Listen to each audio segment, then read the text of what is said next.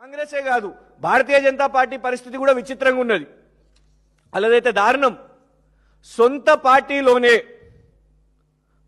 MP గారి మీద ఇంకొకళ్ళు వాళ్ళ పార్టీకి చెందిన ఎంపీ వాళ్ళ అంచర్లు పోస్టర్లు వేస్తున్న పరిస్థితి సొంత ఎంపీ మీదనే. ఇగోండి నిన్న ప్రెస్ నోట్లోనే వచ్చింది. అంటే దేనికి ప్రతీకార రాజకీయాలు వాళ్ళు చేసుకుంటున్నారో మాకు తెలియదు. కానీ ఒకటి ఏంటంటే ఇందులో ఉన్న ఫస్ట్ పేరు బీజేపీ యొక్క మా కంటోన్మెంట్ బోర్డు మెంబర్.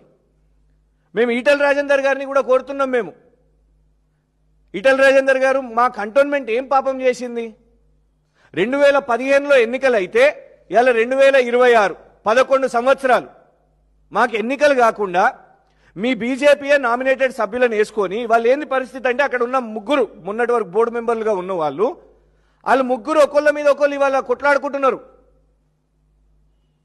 సాదా కేశవరెడ్డి గారు, భానుక మల్లికార్జున్ గారు మరియు ఈ రామకృష్ణ గారు ముగ్గురు పోలీస్ స్టేషన్లకు పోయి ఒకళ్ళ మీద ఒకళ్ళు ఫిర్యాదులు.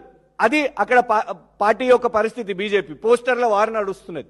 ఎఫ్ఐఆర్లు వేసుకుంటున్నారు, పోలీస్ ఫిర్యాదులు చేసుకుంటున్నారు. ప్రజలేం పాపం చేశారు? కంటోన్మెంట్ ప్రజలు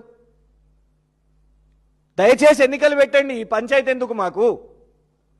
ఇవాళ ఒకటే మేము చెప్పేది ఏంటంటే ఇట్లాంటి వాటి మీద కాకుండా మేము ప్రశ్నించగానే కొన్ని క్షణాల్లోనే కేసులు వేస్తున్నారు కదా, దీంతోని మేమేదో ఆగిపోతామని కాదు. హిట్లర్ ప్రభుత్వాన్ని, హిట్లర్ రేవంత్ గారి ప్రభుత్వాన్ని డెఫినెట్గా ప్రశ్నిస్తాం. ఇలా హైడ్రా విషయం మీద అయినా, లేకపోతే మూసీ విషయం మీద అయినా, లేకపోతే ఏ అంశమైనా కూడా మీరు ఎన్ని కేసులు వేసినా కూడా ప్రశ్నిస్తూనే ఉంటాం. కానీ ఒక్కటి పోలీసులు కూడా గమనించాలి. మీ పేరుతోని మీరు ఇక్కడ లెటర్ రాస్తున్నారు, ఉత్సాహంగా మీరు ఈ పేరుతో లెటర్ రాస్తున్నారు. ఇది అందరూ కూడా గుర్తుపెట్టుకుంటారు, తెలంగాణ సమాజం గుర్తుపెట్టుకుంటుంది. మీరు వేసే ఇన్ని కేసులు 35, 36 కేసులు, 36 కేసు ఇన్ని కేసులు వేస్తుంటే ఖచ్చితంగా తెలంగాణ సమాజం కూడా ఇది గుర్తుపెట్టుకుంటుంది. హర్షవర్ధన్ గారు